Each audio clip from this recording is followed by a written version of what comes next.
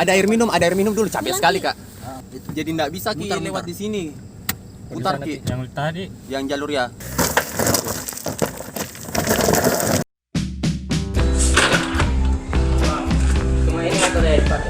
Kami meyakini dalam hidup ini harus ada keseimbangan. Kemana bang? Kita butuh makan kawan. Di mana kita harus kerja keras sebagai kuda. Tapi kadang kita juga butuh waktu untuk bisa menikmati hidup dengan rutinitas yang menjadi hobi kita. 8. Kita cari yang murah saja. Ini berapa ini pak?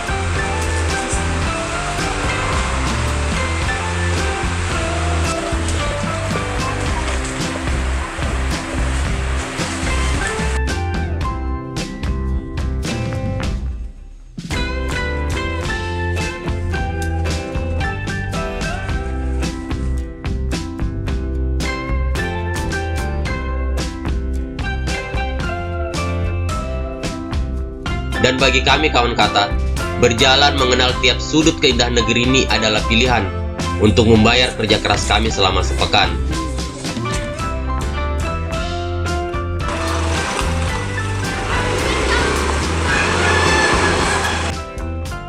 Air terjun Parangloy di Kabupaten Goa menjadi tujuan kami berakhir pekan kali ini.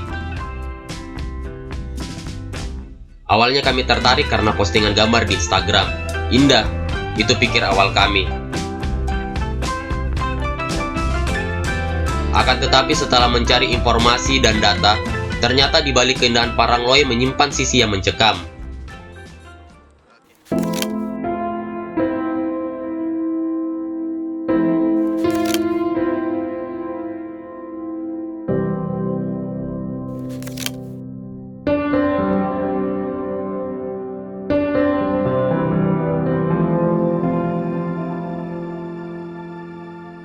Awalnya kami berpikir, perjalanan ini akan mudah dengan panduan Google Map yang menunjukkan jarak dari lokasi kami hanya sekitar 1 jam 34 menit. Apalagi setelah mendapatkan informasi dari beberapa konten kreator YouTube yang menjadikan kantor dinas kehutanan sebagai patokan masuk ke lokasi wisata air terjun. Bagi rezeki dari timnas. Tapi rasa percaya diri kami terlalu besar. Ternyata jalur tersebut tidak dapat dilalui kendaraan roda 4. asuransi kan. Ada air minum dulu, capek sekali kak. Pulang ki. Lewat jalur sebelah. Di belakang ya, minum. Oh, balik. Jadi nggak bisa ki lewat di sini. Putar ki. Yang tadi, Yang jalur ya. Jadi ini jalanan. Tadi tuh bilang bapak bisa aja tapi motor. yang bawa motor tadi. Ini air. Weh haus sekali kak, tinggi sekali sana tadi. Tusuk-tusuknya. Yang anu seandainya bilang tidak Waduh. anu gini batu-batu bisa. Iya. Baru tanjakan lagi. Tanjakan. Kalau begini susah sekali. Jangan bahaya. Anu me, Baru sudah malam juga. Sebenarnya kita coba lewat jalur yang Tadi, satu. yang tadi. Iya, kalau memang tidak bisa jalan maki. Iya. Akhirnya kami harus masuk via jalur desa Birisalo dengan kondisi jalan yang awalnya mulus sampai akhirnya harus menempuh jalur seperti ini. Makanya tuh tanjakan bertinggi sekali. Ambil ke kanan kok dulu.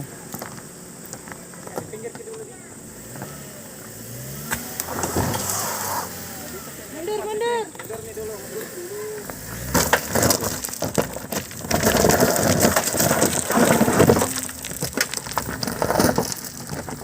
Ke kanan dulu. Ke kanan.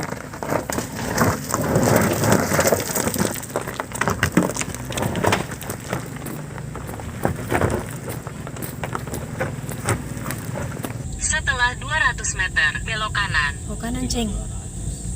Cocok nih. Full. Bisa.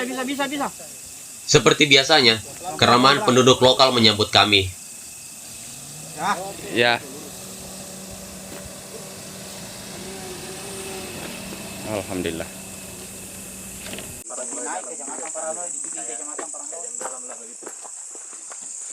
Berarti ini jembatan sudah lama sebenarnya, Pong. Awalnya kami diundang untuk menginap di rumah warga sekitar. Tapi setelah berdiskusi, akhirnya kami memutuskan tetap pada rencana awal untuk mendirikan tenda di lokasi yang ditunjukkan warga, serta menyiapkan makan malam.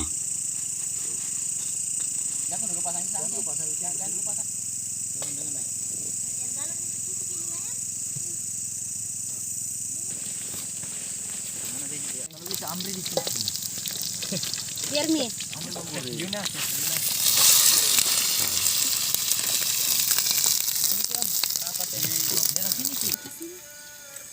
Sembari menunggu ayam bakar kecap racikan kawan kata, kami berdiskusi mulai dari topik yang berat hingga hal yang tidak penting untuk dibahas.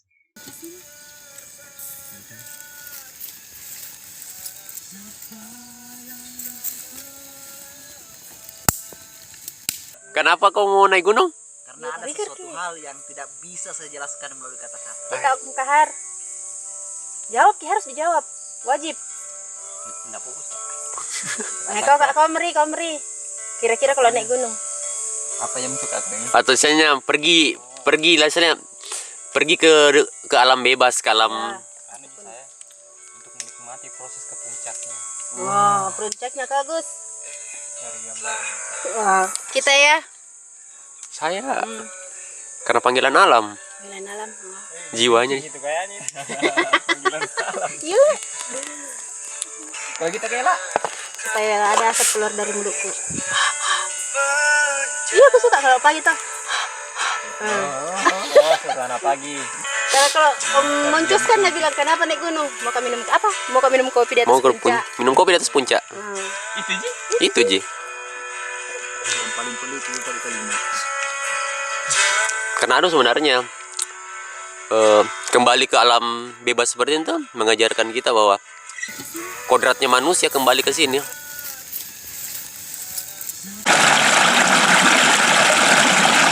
Suara gemericik sungai menyambut pagi hari. Kami baru tersadar, ternyata jalur masuk ke air terjun ini melalui jembatan kayu tua.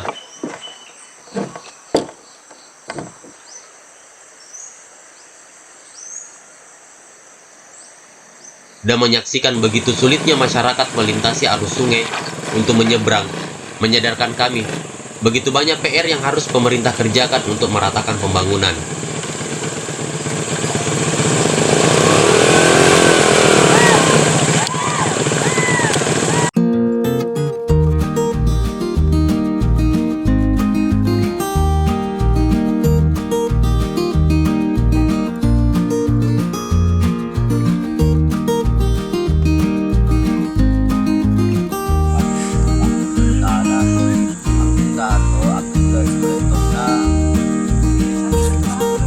Potong lagi.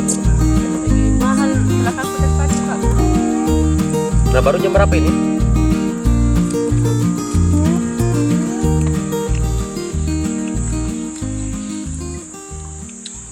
Berjalan menuju kawasan air terjun yang menjadi kawasan hutan lindung membuat kami merasa takjub dengan keasrian kawasan tersebut.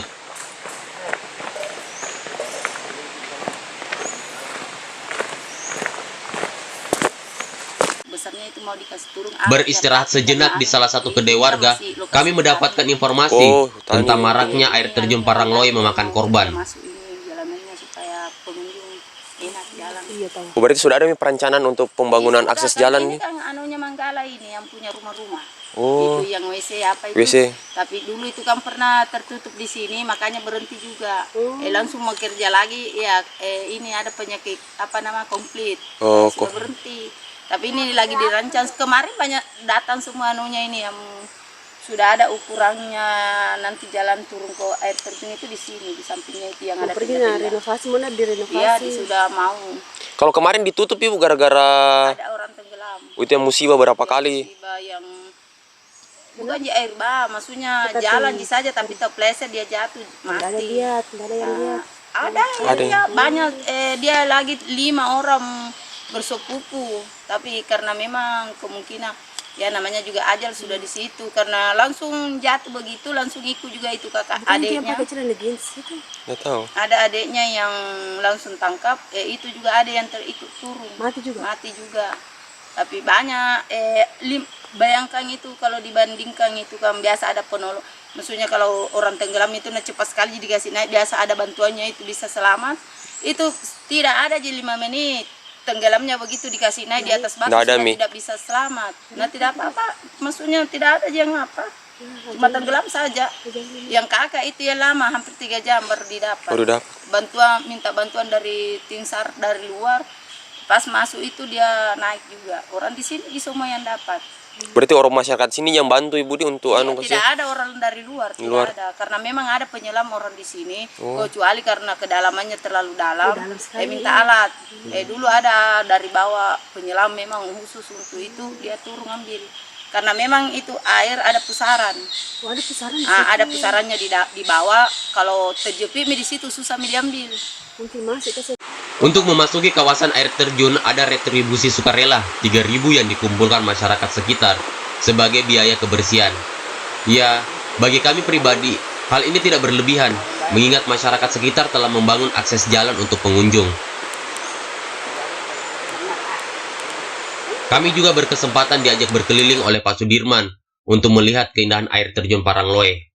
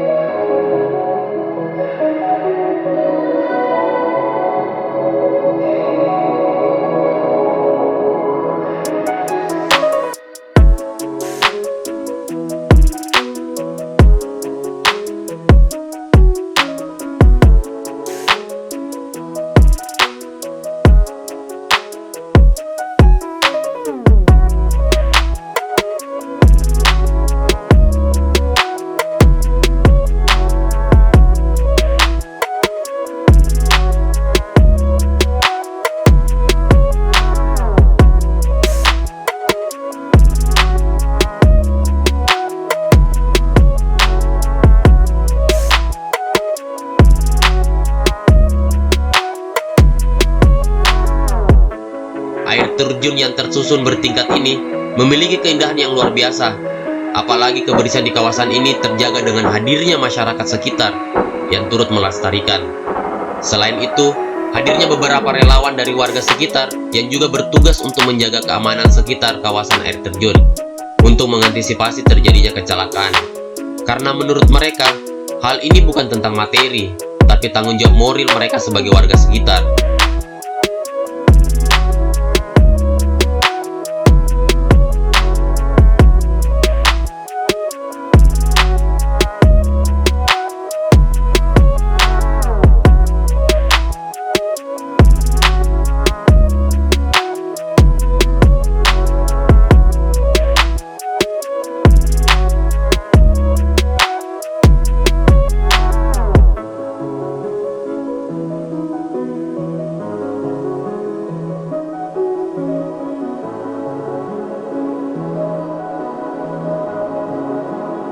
Jika kawan kata berkesempatan ke Kabupaten Goa di Sulawesi Selatan, jangan lewatkan untuk ke air terjun Parangloe untuk melihat keindahan seperti ini.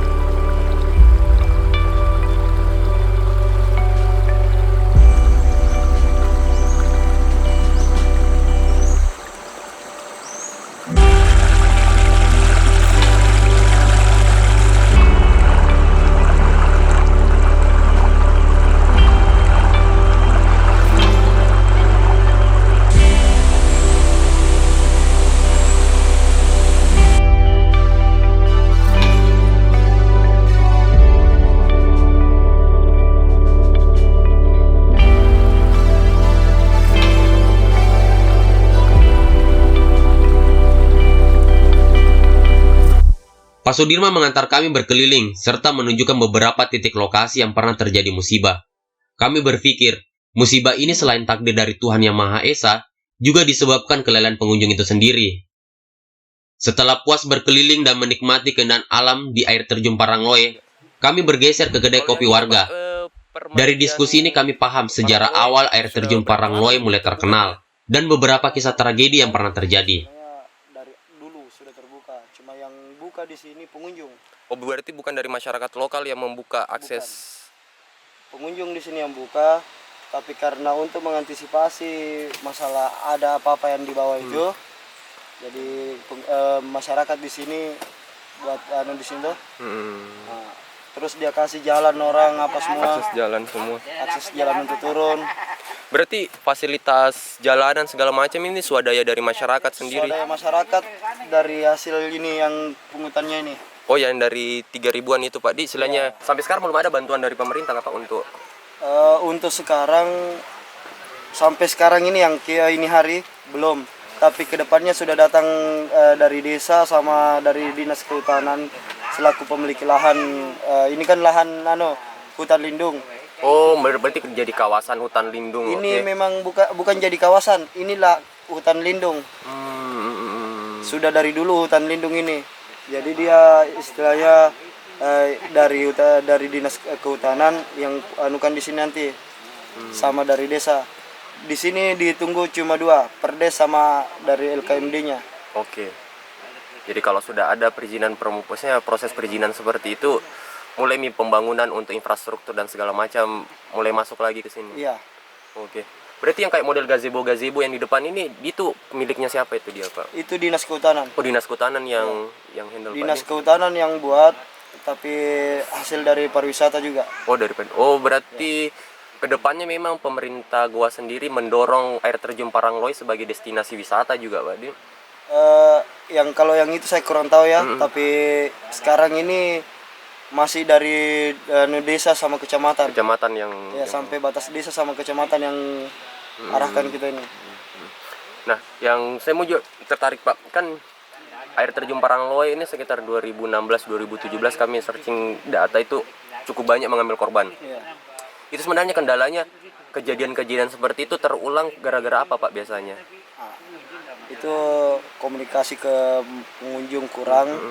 Kedua, pengunjung kalau dikasih tahu tidak mau mendengar. Oke, ya. Jadi susah untuk kalau ada air bah, kalau dikasih tahu bilang jangan turun di situ, air sudah tinggi air. Tetap dia mau turun. Oke.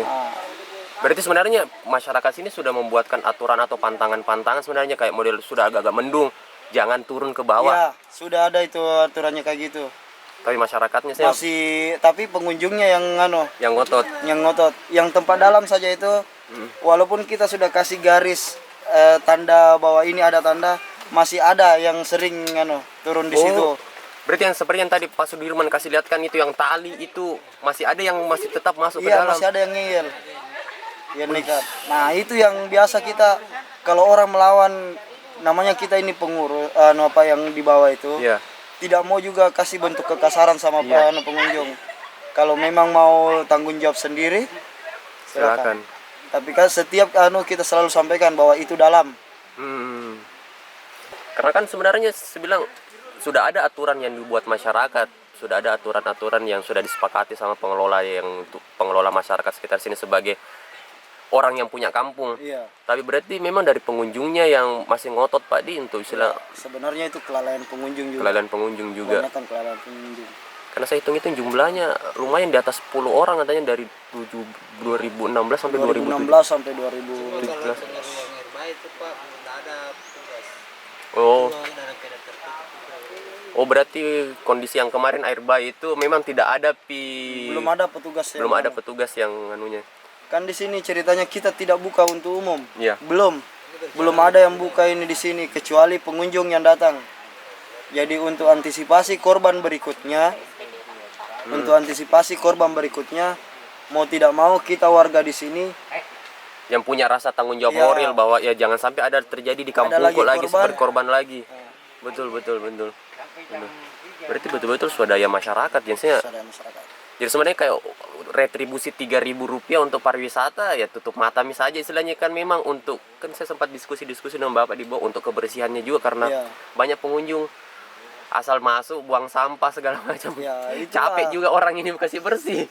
Nah, di situ misalnya bilang tuh, di sini kalau tidak dijaga kebersihannya, numpuk sampah di bawah. Jadi siapa yang jaga? Tidak mungkin orang dari luar datang jaga. Tidak mungkin orang dari desa yang datang bersihkan. Pasti orang-orang. Otomatis warga masyarakat di sini. Iya betul. Jadi itu saja yang kita ambilkan dari sini, uang kebersihan, bukan uang masuk. Saya jelaskan lagi ulang. Yang kita pungut ini bukan uang masuk. Bukan uang masuk, betul. Uang kebersihan. Oke. Dan itu uang kebersihan juga kita gunakan untuk pengamanan. Ya, Sekaligus untuk pengamanan, membantu di bawah, amankan, bukan hanya membersihkan. Kita amankan di bawah, siapa tahu ada kejadian, kita lihat orang, kita kasih pengertian ke orang bahwa ini dalam, ini tidak bisa dianui. Berarti sebenarnya pengunjung harus berterima kasih. Tapi memang kita ada tidak Pak pengalaman mistis ini kan sudah berapa korban ini istilahnya. Kalau bicara pengalaman mistis, 2-3 hari yang lalu ada yang kesurupan, mungkin apakah itu? Ya, kesurupan di sini. Sendalnya tertinggal lagi, sudah tertinggal. Siapa tahu ada temannya datang cari, jadi kusimpan. Oh, kesurupan, Pak. Iya. 1 Muharram itu di? Iya, pas 1 Muharram. Sampai jam berapa itu baru pulang? 6 deh. Kalau masalah dia cerita tidak ada, tapi dia kayak orang tenggelam, caranya begitu terus dia. Berarti secara tidak langsung sebenarnya etika tak juga harus dijaga di sini. Sebenarnya jangan itu juga terlalu berlebihan, senang-senang. Terlalu berlebihan. Biasa itu orang yang teriak-teriak di bawah, saya bilang, jangan mau teriak-teriak. Senang silahkan, tapi jangan terlalu berteriak-teriak di bawah. Karena ada makhluk-makhluk lainnya menjadi pengawasnya juga. Kalau manusia paling ditegur, jangkit begini. Kalau yang kayak model halus begitu mau tegur bahaya. Satu hal yang kami simpulkan, bahwa air terjun Parangloe memiliki keindahan yang tersembunyi. Akan tetapi seperti di alam liar lainnya, air terjun Parangloe juga memiliki sisi yang berbahaya. Sebagai manusia, kita harus pandai untuk membaca kondisi alam, seperti jangan memaksakan beraktivitas di lokasi jika dalam kondisi hujan deras, yang ditakutkan apabila terjadi air bah. Selain menjaga etika sebagai tamu, dan tentunya patuh terhadap batasan-batasan yang telah dibuat oleh warga, demi kebaikan dan keselamatan bersama. Tapi perjalanan ini bukan akhir kami menyapa air terjun Parangloe. Ada satu hal yang akan kami tuntaskan. Air terjun Parangloe, tunggu kami kembali. Makasih, Bu.